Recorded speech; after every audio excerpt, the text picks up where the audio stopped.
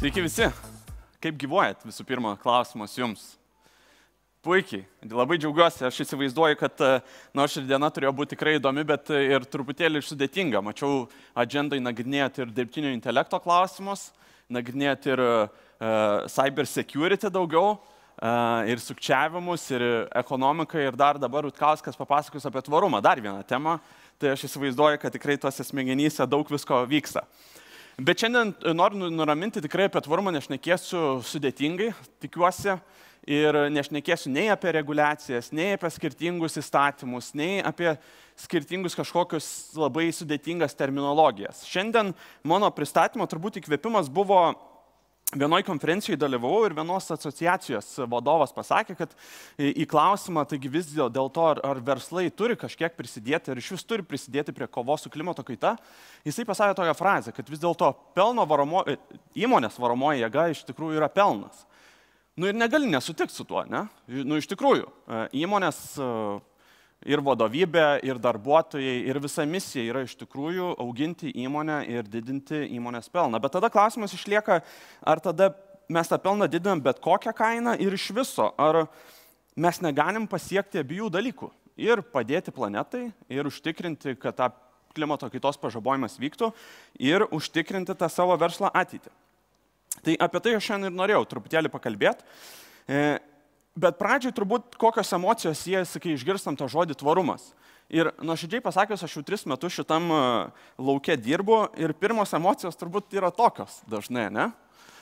Yra emocijos pykčio, yra emocijos tokio sutrikimo, kartais mums ir atrodo, ir man pačiam kartais atrodo, kad ten tos informacijos yra tiek daug, kad kartais net ir toks supykinimas yra, liūdesys, pasimetimas ir vis dėlto dėl šitų dalykų, nes tvarumas dažnai siejasi su didesniais kaštais, su resursais, kurių verslas neturi, su tam tikra reguliacija, žinių neturėjimą ir kartais su to klausimo, tai ko čia bankas iš mūsų nori, kai mes kalbam apie tvarumą, apie duomenis ir panašiai. Bet aš noriu labiau fokusuotis į šitas 2 emocijas. Kad tvarumas nebūtinai yra iš tos neigiamas perspektyvos, kad tai nebūtinai yra tik tai tas pyktis, bet iš tikrųjų tvarumas gali kelti labai daug jaudulio, excitemento ir kelti tą norą domėtis ir matyti tą vertę jame. Ir šnekant apie įmonės ir šnekant apie įmonių pelną, iš tikrųjų ekonomika yra labai priklausoma nuo mūsų gamtos. Būtent mes turim stabilią visuomenę ir turim stabilią ekonomiką ilgus metus, todėl kad mes turim tikrai labai stabilų klimatą. Ir tas stabilus klimatas ką reiškia? Reiškia, kad verslas neturi arba žmonės neturi pastoviai migruoti iš vienos pusės į kitą, ne? Kad verslas gali planuotis ir veikti ateityje. Ir tas ryšys tarp ekonomikos tikrai labai matosi, nes yra begalė studijų padaryta, čia yra vienos didžiausių, gal sakyčiau, insurance kompanijos Swiss Re instituto padaryti duomenys, o draudimo įmonės turi be galo, pasaulinės draudimo įmonės turi be galo sudėtingus klimato modelius, kurie jie draudžia nuo rizikų, todėl jiem taip ir jo svarbu, kad tam tikrose regionuose, pavyzdžiui, Pietryčių Azijoje, tokiais jau tikrai kardinaliais klimato šilimo scenarijais ekonomikos praradimas gali būti net ir 30%. Ir į tai mes turime atkreipti dėmesį iš tos pusės, kad tikrai mūsų ta visa biosfera, gamta ir klimato stabilumas labai siejasi su mūsų ekonomikos raida. Ir destabilizacija sukuria tą BVP kritimą. Bet šiandien daugiau mes šnekėsim apie tai, kad ar tvarumas yra tikrai tik išlaidos. Ir čia, sakau, tas man mintis kilo, kaip klausiausi tos asociacijos vadovo apie pelną. Kas yra pelnas? Grubiai tariant, pelnas yra, visi žinom, pajamas minus išlaidos. Ne? Kaip galim didinti pajamas? Daugiau parduoti esamų produktų, galim kažkokį pritaikyti naują verslo modelį, arba galim kažkokius naujus produktus sukurti, kurie būtų paklausus rinkui ir už kurio galėtume uždirbti. Iš kitos pusės išlaidos. Kas yra išlaidos ir kaip mes galim kontroliuoti tas išlaidas. Iš vienos pusės mes galim didinti įmonės efektyvumus, cut cost. Iš kitos pusės mes galim valdyti išlaidas ir viena dedamoji iš tikrųjų yra rizikos valdymas. Ir kaip mes valdom tą riziką, norint, kad ateityje neturėtume didelių išlaidų tose sektoriuose, arba tose sferose, kur mes rizikos nesuvaldėm. Tai pirmą, prieikim prie tų išlaidų ir išlaidų mažinimas prie rizikų valdymo. Ne? Ir čia yra ta dedamoji, kur iš tikrųjų tokie 4 pagrindiniai dalykai, ką verslai turėtų atkreipti dėmesį iš rizikos valdymo. Tai yra fizinės klimato kaitos rizikos. Tai tikrai žinom ir matėm, kas darėsi ir Ispanijos pietuose, ir prieš porą metų Reino upės nusekimas, ir potvinių tam tikruose regionuose. Pavyzdžiui, aišku, Lietuva yra pakankamai saugi, Rygos regionas, kas liečia nekilnojamo turto, yra žymiai labiau exposed su tojais fizinės klimato kaitos rizikom, ypatingai dėl potvinių. Estija, Talinas taip pat turi padidintą riziką. Tai žiūrint iš tos perspektyvos, jeigu jūs dalyvaujate sudėtingose verslo grandinėse arba ilguose tiekimo grandinėse, iš tikrųjų jums reiktų atkreipti dėmesį į tą fizinės klimato kaitos rizikas, kur tie pavojaus regionai yra. Pietryčių Azija yra vienas didžiausių, Lotynų Amerikos tam tikri regionai. Pažiūrint į kakavos produkciją Afrikos regione ir į kakavos kainas, tikrai tos kainos ir yra vienas iš pagrindinių dalykų dėl fizinės klimato kaitos. Kitas dalykas yra investuotojų, finansuotojų ir tas kapitalo prieinamumas ir kaina. Mes kaip finansinis sektorius, aš nekartą esu šitą kartojęs, bet iš reguliacinio pusės susijusius tvarumas tikrai turim tam tikrą reguliacinį tsunamį. Mes Europos centriniam bankui turėjom pateikti virš 112 punktų planą, kaip mes tas skirtingas rizikas inkorporuojam, kaip mes jas vertinam, kokius duomenis susirenkam, ką tie duomenys reiškia. Tai realiai per visą procesų grandinę, ką mes turim kažkiek integruoti tas ESG kriterijus. Tai finansuotojų, investuotojų perspektyvo įmonės tos, kurios ganėtinai gerai valdo tas rizikas, kas yra tas ganėtinai gerai, bent jau ten skaičiuoja savo emisijas, turi kažkokios tvarumo politikas, jau yra žymiai labiau apsaugotos nuo šitos rizikos dėl investuotojų ir finansuotojų kapitalo prieinamų. Klientai, aš apie juos pašnekėsiu kitoj skaidriai, apie tiekimo grandis. Ir tas reguliacinis tsunamis būtent Europos Sąjungoje. Ne? Tikrai matom, daug skirtingų reguliacijų ateina. Bet ir čia ateina tas iš tiekimo grandinės. Ne? Jeigu jūs esate įmonė, kuri tiekia paslaugas, prekes kitom stambiom įmonėm, ypatingai Europos Sąjungoje, bet nebūtinai, pavyzdžiui, Walmartas nėra Europos Sąjungos įmonė, Unileveris lygiai taip pat visam pasaulyje egzistuoja, tai vis daugiau ir daugiau įmonių pasirašo tos vadinamus net zero tikslus, arba angliškai irgi tokia organizacija yra Science-Based Targets arba Science-Based Initiative. Ką tai reiškia? Didžiosios įmonės įsipareigoja mažinti savo emisijas. Dažniausiai tos emisijos, ypatingai tokiose įmonės kaip Unileveris, Walmartas, Arla, ICA grupė, Maxima, yra būtent trečiam skaupe. Kas yra trečias skaupas? Visi realiai tiekėjai. Ne? Tai jeigu aš kaip įmonė įsipareigoju mažinti tas emisijas, aš natūraliai tada turėsiu kažkaip užtikrinti, kad mano tiekimo grandis irgi mažina tas emisijas. Ir čia va tokie 2 labai panašus pavyzdžiai, ką padarė Unileveris, Walmartas. Walmartas sukūrė tokią programą One Gigaton. Ir ta gigatonos, One Gigaton Project vadinasi, buvo nukreipta būtent ten, kad jie skatino įvairiom priemonėm, kad jų tiekėjai mažintų emisijas ir jeigu jų tiekėjai mažina emisijas, tada jie patys mažina emisijas. Tai va šitų tokių programų ir kad didžiosios įmonės tiek dėl, va čia net parašiau, tiek dėl skirtingų reguliacijų, jos yra įpareigotos ir jos bus kuo toliau, tuo daugiau įpareigotos, kad jų tiekėjai būtent sakyčiau, judėtų to tvarumo kelionės link. Pavyzdžiui, ką Arla padarė, Arla yra didelė, čia daugiau apie pieno pramonę šnekant, Arla padarė tokį kaip indeksavimą, kad tie tiekėjai, kurie vadovaujasi tam tikrais tvarumo kriterijais, gauna didesnę pieno kainą supirkimų. Ne? Ir iš šitos perspektyvos, sakau, matome vis daugiau įmonių, aišku, dar yra tik tai pavieniai tokie variantai, kurie vienaip ar kitaip arba skatina savo tiekimo grandies visus tuos žaidėjus judėti tvarumo keliu, arba kažkokiu būdu, važiuoju, Walmartas, Unileveris daugiau per resursus, arba Walmartas padarė tokią PPA agreementą su Schneideriu, kad visi jų tiekėjai, kurie nori pirkti žalią energiją, gali kaupti į vieną krūvą ir gauti žymiai geresnę kainą. Tai iš šitos perspektyvos matysime tikrai vis daugiau ir daugiau tokių variantų. Ir net ir lokalioje rinkoje Maxima visai neseniai pati paskelbė, kad jie irgi integruoja tuos science-based targetus ir jie įsipareigoja, kad tas trečios skaupo jų tiekėjų, 78 ir 72%, dar tiksliai neatsimenu, lygiai taip pat turės judėti tvarumo keliu. Tai yra realiai taip pat įsipareigoti, mažinti savo emisijas, norint atitikti klimato kaitos Paryžiaus susitarimo tikslus. Tai šitie dalykai jau vyksta ir mes matysim lokaliuose rinkose vis daugiau ir daugiau šitų iniciatyvų. Tai iš šitos perspektyvos mano toks takeaway šitos skaidrės ir yra, kad iš tikrųjų norint mažinti potencialiai išlaidas ateityje arba neprarasti klientų, judėti tuo tvarumo keliu, ypatingai jeigu jūs esat tam tikros industrijose, pavyzdžiui, food industry, tai tikrai matysim, kad tų pokyčių truputėlį daugės. Kitas dalykas turbūt yra išlaidų mažinimas ir ypatingai operacijų efektyvumas, kaip jūs operuojate savo verslą ir kaip jūs mažinat savo išlaidas. Tai Carbon Disclosure Project yra vienas tokių didžiausių įmonių pasaulyje, kurios mes, pavyzdžiui, Sebas irgi siunčiam jiems skaičius savo ir 2020 buvo 9600 įmonių, kurios raportavo, dabar yra 20 000 įmonių, kurios šitam projektui raportuoja, kiek jie emisijų, pavyzdžiui, išleidžia ir kokius, ne tik kiek jie emisijų išleidžia, bet kokius sutaupimus jie turi, mažinant emisijas. Ir aš trumpai apie tai papasakosiu, bet palyginimui 2020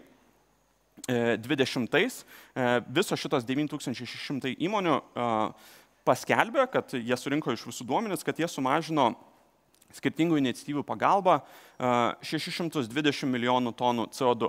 Bet kas yra dar įdomesnis skaičius iš verslo pusės, kad jie mažindami tas emisijas pasiekė 33,7 milijardų cost saving. Ir taip, mes galim sakyti, kad tie duomenys iš tikrųjų tai yra self-reportingas, tai tu gali kažkiek kvestionuoti tos duomenys, bet aš papasakosiu labai skirtingus keisus. Tai ir iš to išlaidų efektyvumo turbūt galim kategorizuoti arba išlaidų sutaupimą į tokias 4 pagrindinės kategorijas. Tai yra energijos taupimas, tai yra žiedinės ekonomikos diegimas, produkto optimizavimas ir kita kategorija. Tai po porą keisų kiekvienai. Pirmas dalykas – Walmartas. Aišku, pasaulinė įmonė, galit kvestionuoti, kad būtent Amerikos rinkoje yra kažkas skirtingai, bet jie per 10 metų labai investavo daug į optimizavimą savo tos HVAC sistemos, tai yra daugiau su kondicionavimu susiję, ir LEDO, tai yra pakeitimų apšvietimo sistemų, tai jie per 10 metų sutaupė virš 100 milijonų eurų. Čia jau yra atmetus visus kapeksus, koks yra grinai sutaupimas. Ir kaip sakiau, jo galit kvestionuoti, kad Amerika, bet SEB Lietuvoje galim pasiimti pavyzdį, kur mes submitinam irgi tos duomenis. Tai mes per metus, čia 2022 metų duomenis, mes pasidarėm analizę, kad su 10 000 investicijų mes sutaupėme apie 110 000 eurų, būtent dėl apšvietimo ir lygiai taip tos pačios šildymo ir oro kondicionavimo sistemos. Ką mes padarėm, mes papartneriavom, aišku, mes turim naują ofisą ir mes turim gerą galimybę pritaikyti tam tikrus algoritmus ir tų algoritmų pagalba, pavyzdžiui, dabar jeigu 5 valandą sėdi su SEB ofise, man atrodo, nuo 5, jau žiūri, kad biški lempos pritemsta. Ir su šildymo sistema lygiai taip pat. Ten tam tikrų smart algoritmų pagalba jie reaguoja į temperatūrą, į orą, į vidaus ir automatiškai parenka temperatūras skirtingas. Ir tas elektros būtent taupimas iš tų dviejų mums atnešė apie 110 000 eurų sutaupimą ir sutaupė apie 250 tonų CO2. Tai mano čia takeaway yra ypatingai iš energijos taupimo, kad energija šiaip apie 70% visų pasaulio emisijų šiaip yra energija. Tai yra iškastinis kuras. Tai būtent per skirtingus sprendimus, energijos taupimą arba atsinaujinančią energiją, mes dabar neseniai įsigijom irgi vėjo parką nuotolinį, tai šitie dalykai mums padeda taupyti eurus.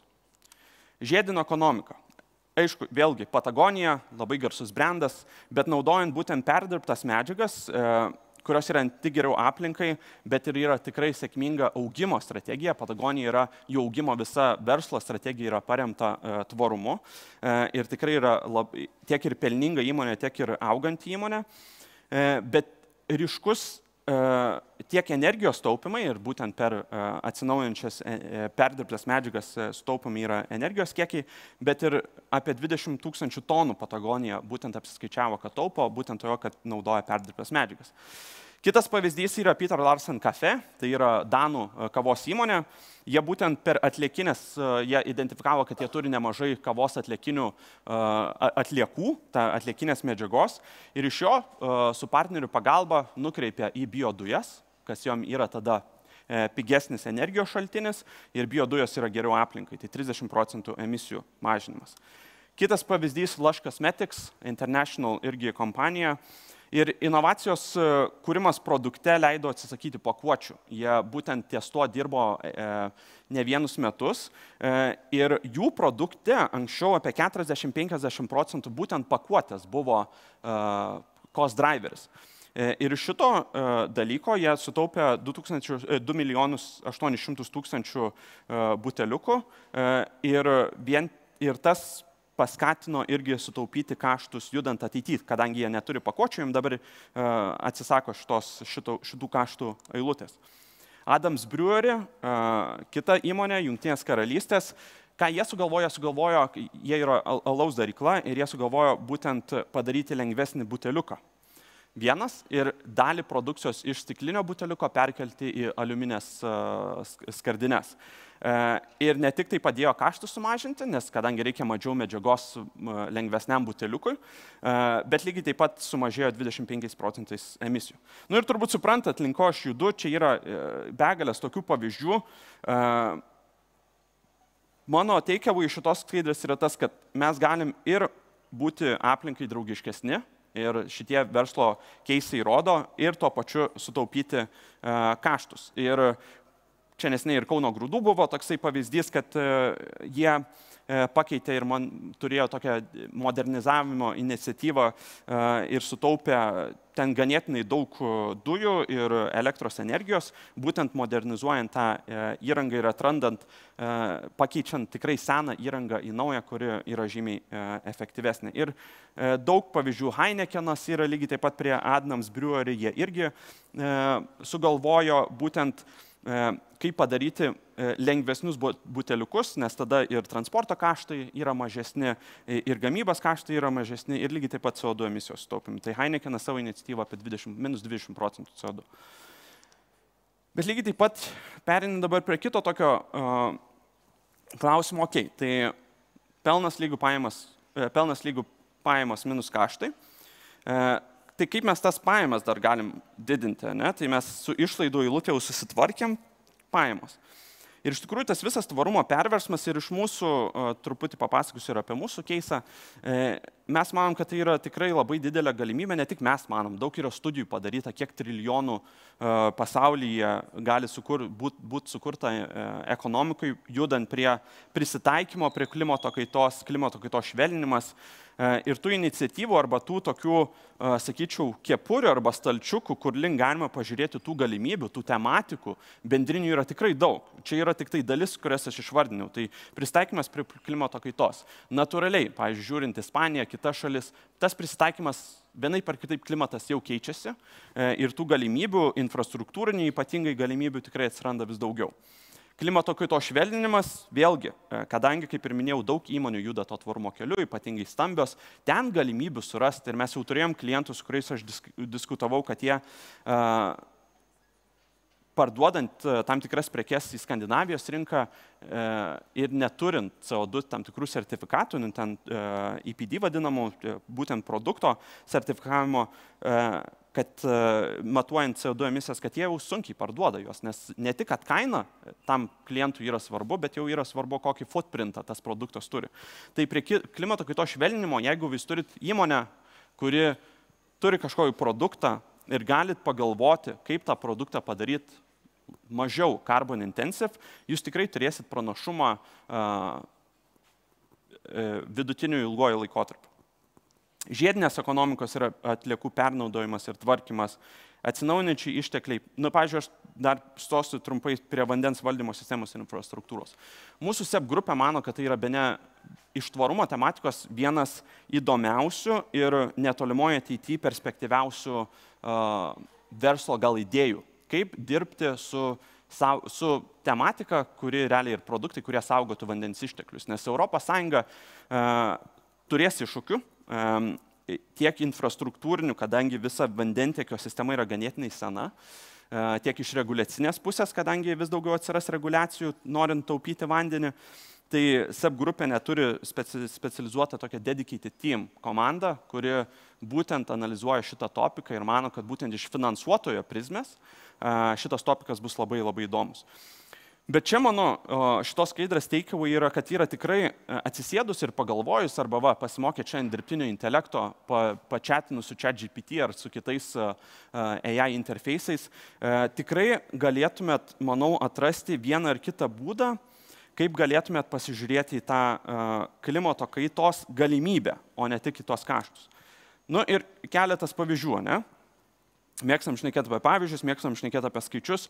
Pavyzdžiui, mes manom, kad tas visas pokytis klimato kaitos ir mums atneša galimybės kaip finansuotojai finansuoti tą visą transformaciją. Ir mūsų Johanas Torgebis yra mūsų visos grupės CEO, net yra pavadinęs, kad tai yra toks Green Financial Supercycle. Ir ką tai reiškia, kad transformacijos galimybės ir kaip finansuoti, pavyzdžiui, iš mūsų perspektyvos, todėl mes kuriam žalius finansinius produktus, aš esu Baltijos šalyse už tai atsakingas, tai mūsų paskolos, žalias paskolos turėjo 16x augimą per 3 metus. Tai yra prieš 4 kokius metus tai net neegzistavo, tai dabar jau yra 16x, tai turbūt galiu pasidalinti, kad mes visos Baltijos mastu jau Baltijos šalių mastu artėjam ties 2 milijardais eurų žalių paskolų. Ir tai yra nauja galimybė, kuri anksčiau neegzistavo.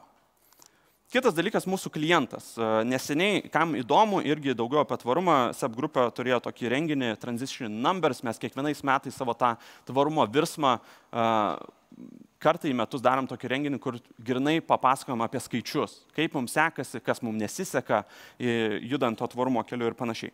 Tai Boliden, jie atėjo ir pristatė jie yra labai didelė kasybos įmonė ir kasyba, šiaip metalų kasyba yra tarši pramonė. Kai tu pažiūri ten ir turbūt ir esat girdėję būtent apie baterijas, kiek jos yra teršios ir panašiai, taršios.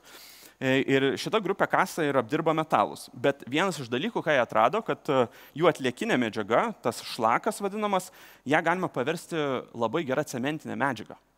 Ir cementas irgi iš klimato kaitos perspektyvos yra labai taršus elementas. Tai žiūrint, aš nežinau tiksliai, kiek ten tų procentų visų emisijų sudaro, bet tai yra significant, būtent statybose.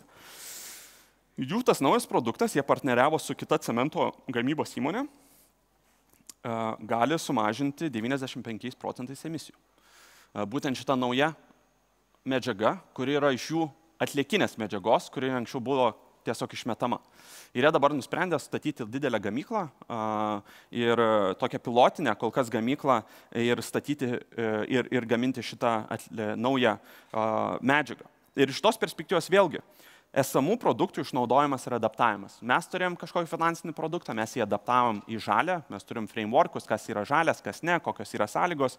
Mūsų žali produktai kainodaros perspektyva irgi yra patrauklesni. Boliden Group lygiai taip pat turėjo kažkokią esamą operaciją, esamą sistemą, esamą verslo modelį ir iš atliekinės medžiagos sugalvojo, kaip padaryti naują verslo atšaką. Tai čia irgi iš šitos perspektyvos yra pakankamai sunku tą padaryti, bet tikrai neįmanoma. Tai aš irgi rekomenduočiau savo management grupėje arba su komanda padiskutuoti, gal tikrai yra kažkokių galimybių, kur jūs galite tam tikras atliekinės medžiagas arba net ir esamus produktus, juos padaryti tvaresniais ir taip atverti tam tikras naujas rinkas. Be abejonės yra ir naujų produktų kūrimas, čia daugiau yra 2 keisai iš tokio startuolio pasaulio, ne, ir tai nėra kažkoks toks iš perspektyvos pelningumo daugiau, bet aš daugiau šnekėsiu apie investicijas ir apie apyvartas. Tai Ecovative, tai yra 2008, man atrodo, 2010 metų įmonė. Ir ką jie suprato ir ką jie išsiresearchino, kad būtent tvarių pakuočių paklausa didės ateityje, tai jie nusprendė pakuotės gaminti iš grybų micelio, odos gamybą, lygiai taip pat iš grybų micelio ir maistą. Ir šita įmonė per šituos metus yra pritraukus apie 150 milijonų investicijų, jie turi apie 10 milijonų kasmetinę apyvartą. Tai vėlgi, paimta problema ir iš tos problemos, būtent per tvarumo prizmę, net zero emisijų prizmę, pagalvojo, kaip mes galim sukurti kažką naujo, kas atneštų mums pajamas ir pelną. Winnow yra kita įmonė, tai yra iš atliekų tvarkymo. Koks jų sprendimas yra, kad problematika yra apie 20% maisto yra iššvaistoma komercinėse virtuvėse. Tai aš dabar neseniai irgi šnekėjau su pora restoranų vadovų, kurie irgi dabar vis daugiau žiūri į tai, kaip jie gali tas atliekinės maisto gamybos procese atliekas, tas vadinamas, kurias jie realiai išmestų, kaip jie gali paversti į visokius skirtingus produktus. Į kambučas, į kokį starterį ir panašiai. Tai ką jie daro, dėka dirbtinio intelekto, jie identifikuoja būtent, ką įmonė išmeta šiukšliadėžėse ir iš to gali duoti insightų, o būtent ką jie galėtų padaryti kitaip ir kaip jie tas atliekas galėtų panaudoti kitaip. Ir jų klientai sutaupė apie $50 milijonų ir 61 000 tonų emisijų. Tai vėlgi, dar vienas argumentas, kad iš tiesų, žiūrint į tas realijas, kad tvarumas dažnai, kai pradžioje rodžiau tos emodžius, mes dažnai galvojam kaštai, neturim žinių, neturim to, yra pykinimas, yra pyktis, bet iš tikrųjų yra ta kita medalio pusė. Ir ta kita medalio pusė iš tikrųjų yra galimybė. Iš tikrųjų yra galimybių, kaip geriau parduoti, iš tikrųjų yra galimybių, kaip kurti naujus produktus, net yra galimybių iš verslo modelio perspektyvos. Čia yra klasikiniai pavyzdžiai iš aviacijos, kuomet Rolls-Royce'as labai seniai patys nusprendė vis dėlto nepardavinėti prekių, o jas nuomoti ir aptarnauti, servisą, after service teikti. Ir iš tos perspektyvos, iš tvarumo perspektyvos, toks verslo modelis yra žymiai patrauklesnis. Nes tavo verslo modelis nėra kuo daugiau parduoti, tavo verslo modelis yra, kad kuo tu daugiau galėtum tų prekių išnuomoti, jas aptarnauti, iš to uždirbti, bet tada tu fokusuojasi į kokybę, tada tu fokusuojasi į tokius dalykus kaip klientų tas aptarnavimas, kad būtent klientas būtų patenkintas all the time ir iš to gali uždirbti pinigus. Tai vėlgi, pajamų didinimas, naujų arba esamų produktų išnaudojimas arba adaptavimas, naujų produktų kūrimas ir verslo pagalvojimas, o kaip mes galim savo verslo modelį pakeisti, norint, kad tai būtų tvariau. Čia ir sustosiu ir, kaip ir sakiau, apibendrinant, toks dar kartą pasikartosiu, kad tvarumas tikrai nėra tik tai apie reguliaciją ir kaštus. Ir šis ekonomikos sandaros virsmas, judant link tų nulinių emisijų, link tvaresnės ekonomikos modelio, gali tapti tikrai jūsų nauja verslo galimybė. Tai ačiū labai, kad klausėtės ir labai tikiuosi, kad ši diena jums buvo naudinga. Ačiū, Audriau. Tikrai tema nelengva, bet tai yra ateitis, ar ne? Ir tik su tvarumu turbūt judėsime į priekį. Ir ką ir dabartis. Matom, ar ne? Dabartis ir didžioji ateitis turbūt. Ne? Ką ir pats minėjai, ar ne? Tiek reguliacija, tiek ECB, ar ne? Per, sakykime, finansinės institucijas tą irgi stengiasi gyvendinti ir aišku, kad verslas prie to prisidėtų. Galbūt turime klausimų gyvai iš auditorijos. Kas drąsiausias? Kas drąsiausias? Čia kaip mokyklai, kas pirmas pakels ranką? Man atrodo, kad turime. Aha, turime. Gerai, klausimas irgi iš auditorijos, bet nuotoliniu. Nuotoliniu. Taip.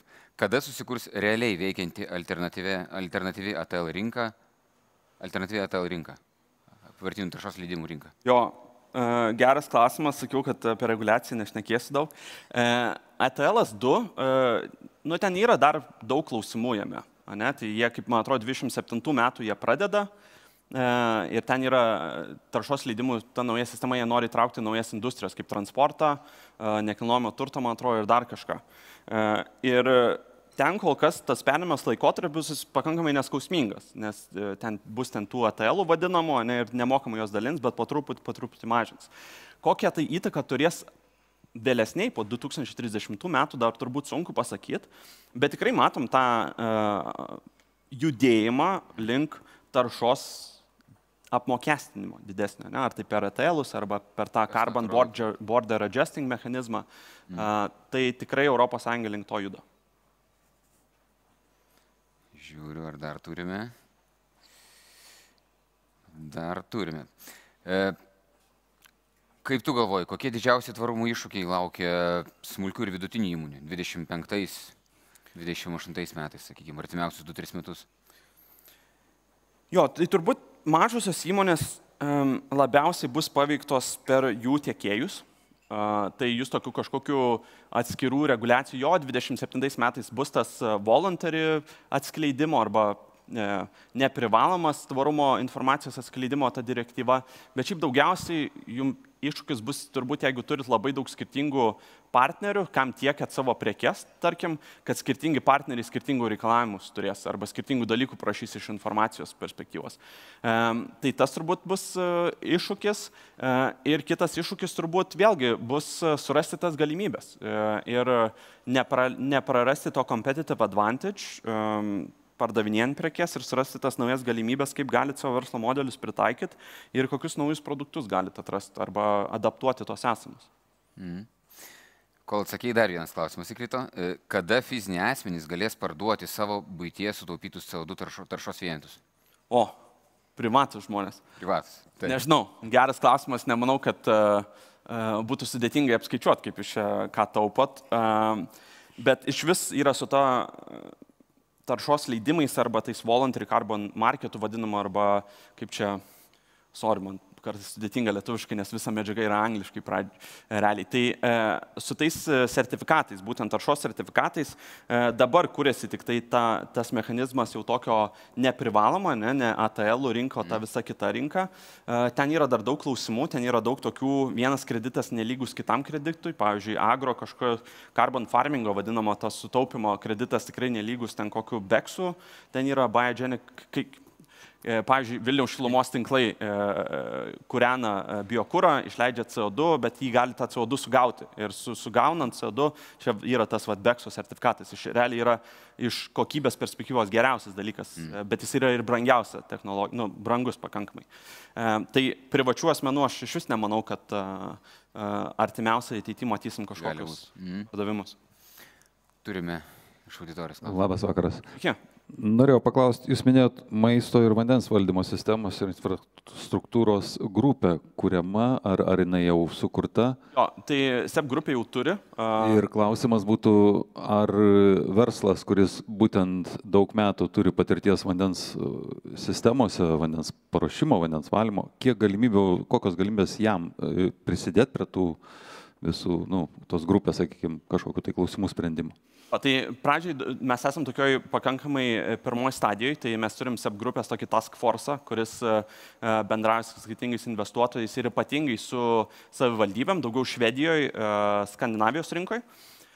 Bet tikrai aš būčiau pakankamai, man pačiam būtų įdomu pabendrauti su verslais, kurie šitos patirties turi ir kokias jie galimybės mato ateityje. Nes mes suinteresuoti iš labiausiai to taško, o kaip mes galim padėti finansuoti tuos visus, sakyčiau, infrastruktūrinius projektus, vandens valymo projektus, vandens taupimo projektus. Iš tos pusės mums tas būtų labai įdomu. Tai jeigu kažkas nori pabendrauti, aš visada atviros duris. Tai norėsiu. Taip, pabendrausiu. Tai po renginio tikrai galėsite pasikeisti ir kontaktais. Gerai, tai Audriau, ačiū tau labai. Ačiū tau. Dėkui. Ačiū jums labai.